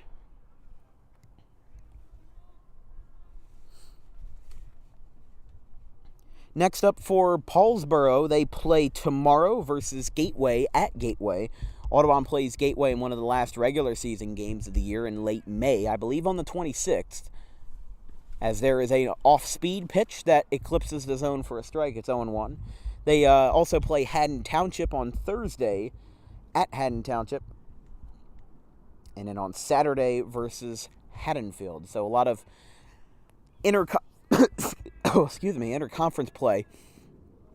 Something got stuck in my throat. It's 1-1. Excuse me.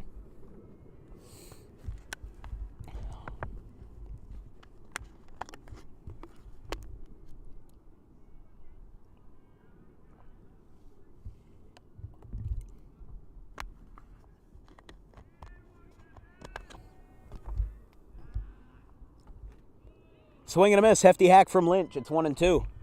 Armstrong got him chasing. Still one out, so on deck will be Ryan Zimmer. Two runners in scoring position. Green Wave possibly trying to capitalize and get a couple more insurance runs if possible. And Paulsboro, of course, trying to lock the door with Armstrong, which he does not do. There's a base hit in the left. It goes out to the left fielder, who's going to throw to the plate. And the throw home skips away, so both runs will score. Going to second is Lynch. 2 runs score on the RBI double, I guess you could say, by Scott Lynch. That ball was played very well by the left fielder, Honorado, however, just came up short. And again, those very important insurance runs seem to have now applied at 6-1. Because 2 runs did score on the play. Runner on second, 1 away. And the first pitch to Ryan Zimmer from Armstrong is that ERA's got to be hurting a little bit for the southpaw. I mean, it's been hurting all year, but he's had some appearances last year. He had some in 2019 as a freshman. And now that he's at the top of the barrel as a senior, he's been trying to lock it down for his ball club.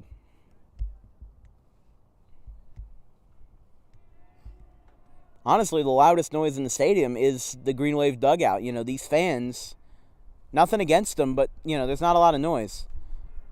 Lynch is going to go to third. Once it gets to the playoffs, I've been told that this place is basically the equivalent of a zoo, but that would also be Citizens Bank Park. We've driven past here when there was playoffs, and it did sound like a zoo. Yeah, it did. I mean, hey, people have gotten, like, high director's chairs and, like, sat above the center field wall. It's crazy here. We will never squash anybody's enthusiasm for baseball. No. That one goes in center field to Ireland, and the run scores. It's 7-1. So an RBI single for Zimmer, and the runner, I believe, will be Broadhurst. No, it will be Charlie Copsetta.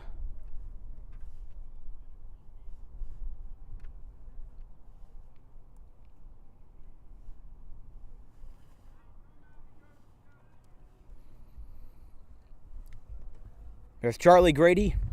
Charlie Copsetta on first, still 1 away. Green Wave have put 5 runs on the board in the 5th. A 5 spot, all off of Armstrong. Couple singles, couple RBI doubles. A good offensive production as the Green Wave look to extend a very, very long winning streak. They have not lost a game since Myrtle Beach. They went 2-2 down in Myrtle, facing... No jinxing. No, I mean, I don't really believe in jinxing, to be quite honest with you, but I say what I want to say, you know. But, you know, that first game after they came back, they were looking for something new. They were looking for some new fire, whether it was in the bats or in the gloves or on the mound. By the way, it is 1-2 to Charlie Grady. But, they went 2-2 down there. They played schools from South Carolina, North Carolina, and a school from upstate New York as well. But, for the Wave, when that walk-off home run happened at around 7 p.m., as the throwback to first, 7 p.m. on that fateful Tuesday, where the Green Wave won in 12 innings versus West Deptford. I mean, that was a storybook ending. First pitch of the 12th, and Isaiah Pinckney said, let's go home. Let's get out of here. The sun was setting, and we were just about to call it due to darkness as that one gets away. And now going to third is Copsetta. The ball again went into center field as Paulsboro's defense, I had applauded them for being very sound defensively to start the game, and now it seems like in the fifth inning, nothing against them, but the wheels have fallen off the rails. And this 5 spot could still be very, very much more with only one away. Zach Beebe is up next since the inning is almost guaranteed to continue since it's not a double play ball. And there's a swing and a miss. So Grady goes down on strikes, and this brings up Zach Beebe. 2 away.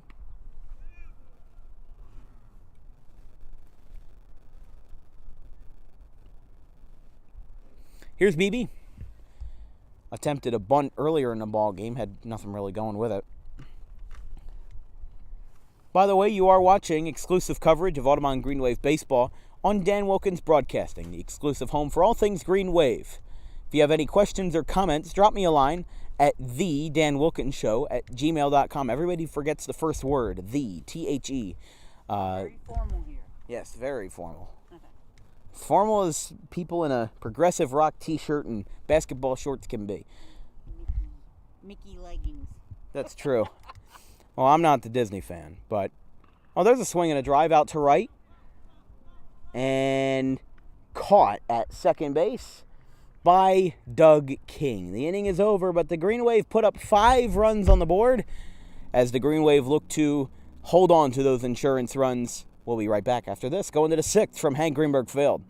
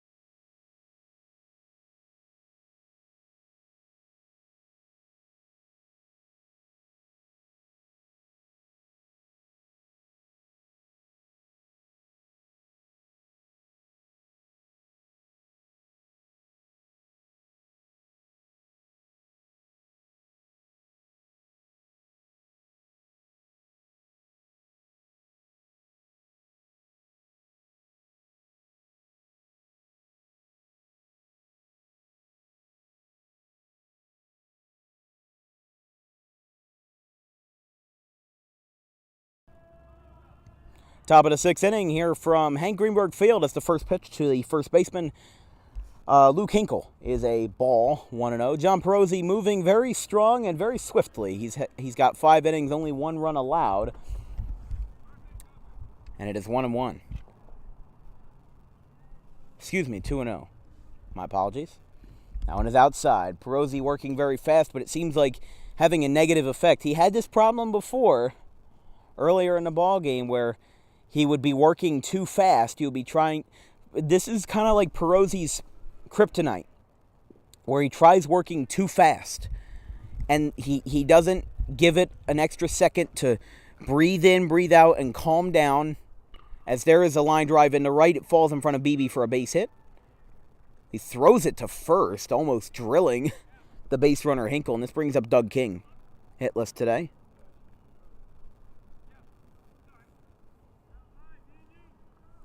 So here's Doug King. I think also you could say that the fact that Perozzi's facing a lot of lefties in the lineup, that also helps. You don't see a lot of infielders that bat left-handed. Obviously, they bat lefty, throw righty. I've seen a lot of that, but you don't usually see that in high school, at least not commonly. It's usually one or the other, like Tyler Wiltsey. I mean, Audubon basically is all right-handers. Like, there is just zero left-handed bats. It's almost eerie, almost out of place to see an Audubon hitter batting lefty. They just don't have it. You got Charlie Copsetta, but he's your Terrence Gore. He's your Herb Washington. He's your exclusive pinch runner. There's a fly ball down the left field line. Playable for Grady. And he makes the catch. Going back to first is Hinkle. There's one away. This brings up Rocco Pellegrini.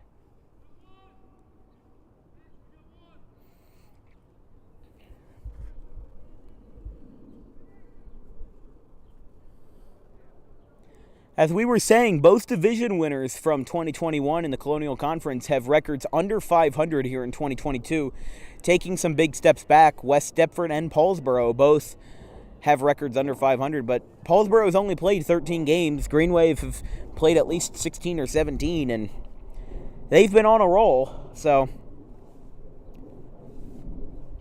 where are you going to stop from there?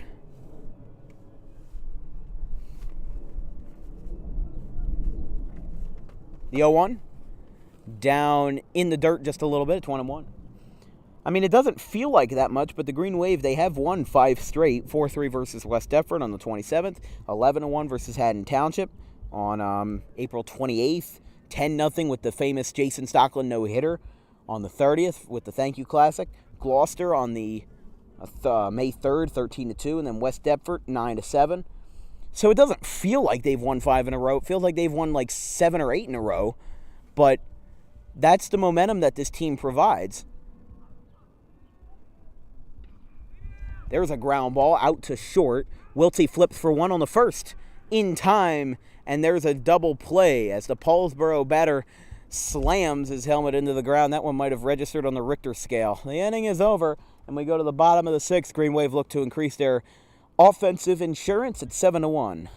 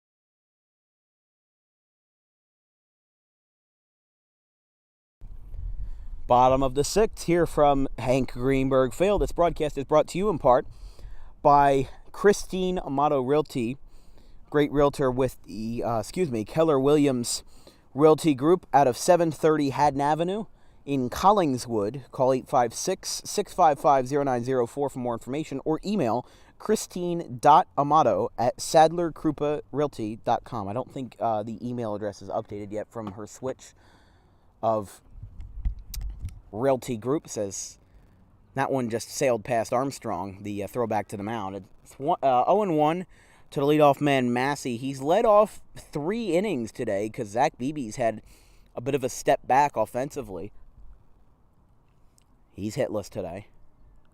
Although Xavier Massey did have a triple in the third that brought home the second run of the ball game. Breaking ball, back to Armstrong, who scatters for it and got him. Very nice play by Armstrong to be alert and quick to his feet. There's one away, and this brings up... Excuse me, I blanked there. Tyler Wiltsey. Like, I could see him from 350 feet away. I just completely blanked. Hey, it happens. Oh, my goodness.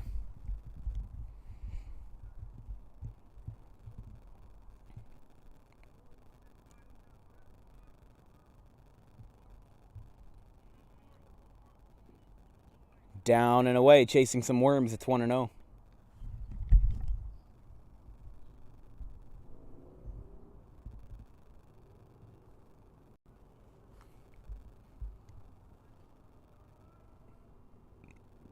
Breaking ball does not get the zone. It's 1-0.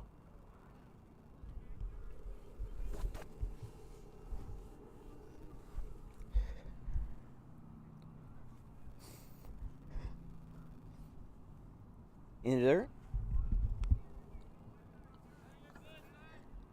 3-0. As Paulsboro's bus is pulling back up.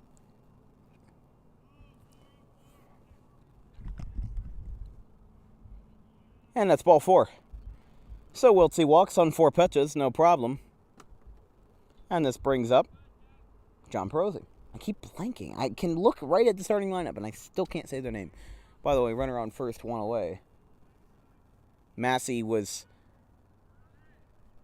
retired via ground out to the pitcher. As the outfield is playing deep, Google, Ireland, and Honorado, all 3 of them playing deep. There's a ground ball off the right foot of Armstrong. He stays on his feet, and the throw gets away, goes towards the cart of the AD, and I believe it still somehow in play, and holding at second base is John Perosi, so the run comes around to score, I believe. I believe so, yeah.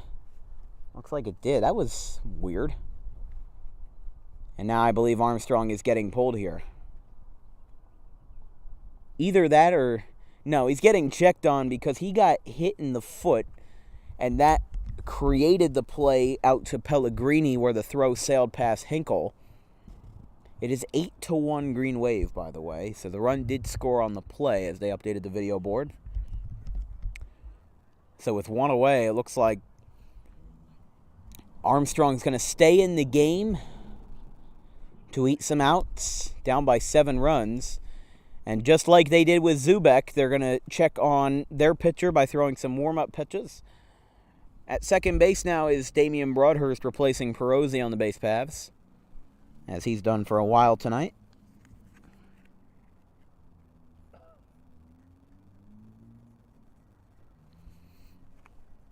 You just got to feel for Paulsboro, though, because they had a very nice start to the season.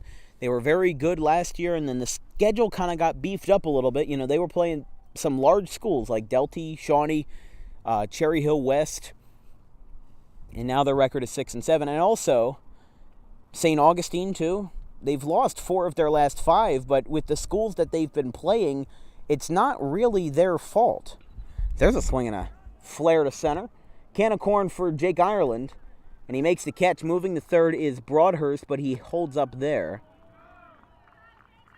And there's 2 away. So nice play by Jake Ireland, the center fielder, and this brings up Isaiah Pinckney.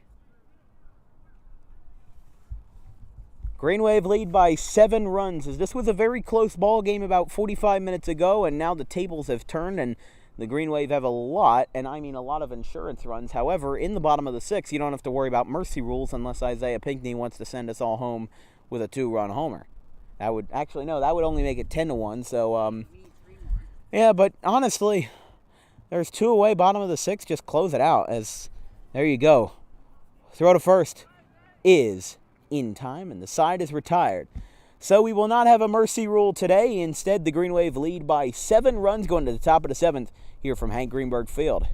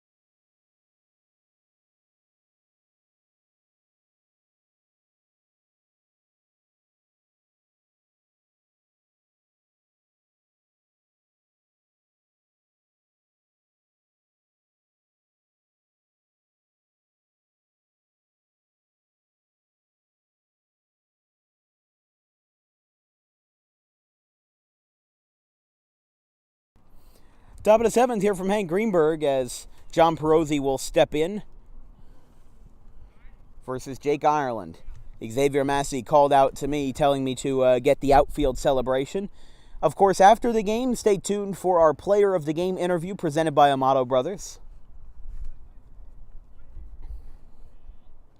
Again, Perozzi working fast, and this time it seems to have leveled out for him. It's 0-2 to Ireland. Paulsboro sending up their 7, 8, and 9 men to the batter's box this inning. Ireland, Google, and Knight. And there's a swing and a miss. Perozzi sets him down. And there's one away.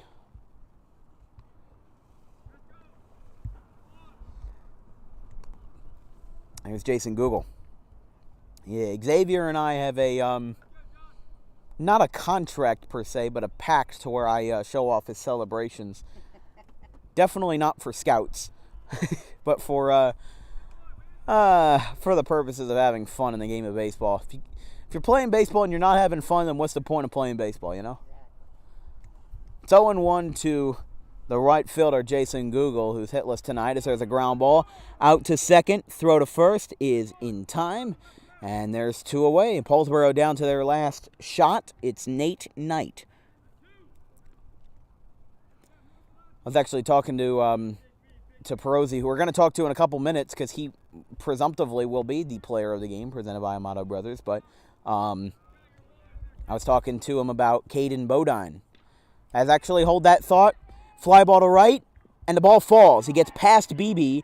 Going to second is Knight, but a strong throw could get him, and it is not in time. Wiltsey went around. He pirouetted the wrong way, and it is a double, 2-out double for Nate Knight. This brings up John Marcucci.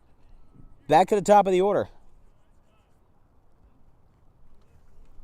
Ball just kind of died out in right field and didn't help him out. But I was talking to Perozzi about how the fact that a Boston Red Sox scout was at the ballpark, very discreet clothing, looking for Caden Bodine, the Haddon Heights catcher. He's been committed to Coastal Carolina since he was a freshman. But, I mean, hey. You got to be pretty talented to be committed as a freshman. Yeah. A couple South Jersey players are committed to Coastal Carolina, like Landon Edwards of Kingsway. Another guy's committed to Florida. I forget his name, but I remember seeing him in a Florida hoodie when Kingsway came to town in mid-April for the Ralph Shaw tournament. It's 2-0 to leadoff man John Marcucci Jr. Wasn't listed on the lineup, but you assume that sort of shebang, and it's 2-1. So we'll just let all the broadcasting recruiters know that you're not committed yet. I don't know if we have that in the books, but there's a ground ball that is foul. It's 2-2. Zimmer goes after it, and Paulsboro's down to their last strike. This is where we need that guy that hits the loud bass drum, just don don, with 2 strikes, get everybody on their feet. That was at Tropicana Field, right? No, that was Cleveland. Oh, Cleveland. But Philly also does it over the loudspeaker. The 2-2. Check swing. See ya. Ball game over. Take a look at this. Xavier looking back at the camera. Everybody running on in. And see ya. There you go. Nice one from Xavier. Everybody's going to shake hands at home plate, and the final score is definitely not what I had expected. Green Wave win this one, their 6th straight. An 8-1 final from Hank Greenberg Field. They jumped out to a big lead in the 5th inning with a 5-run 5th after only scoring 2 runs in the first 3. Paulsboro didn't really have an answer, and their relief pitching really opened the door for the Green Wave to have an offensive explosion. So hold your phones, hold your TVs, whatever you're doing to watch this ball game, because we're about to have our player of the game interview presented by Amato Brothers. So hang tight. We'll be right back.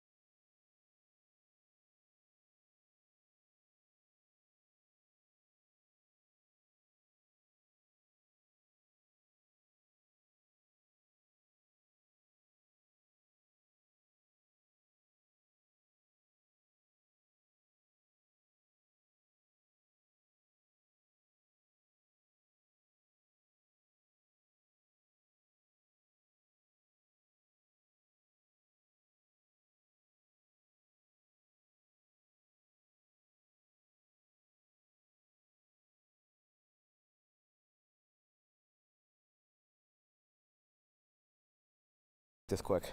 All right.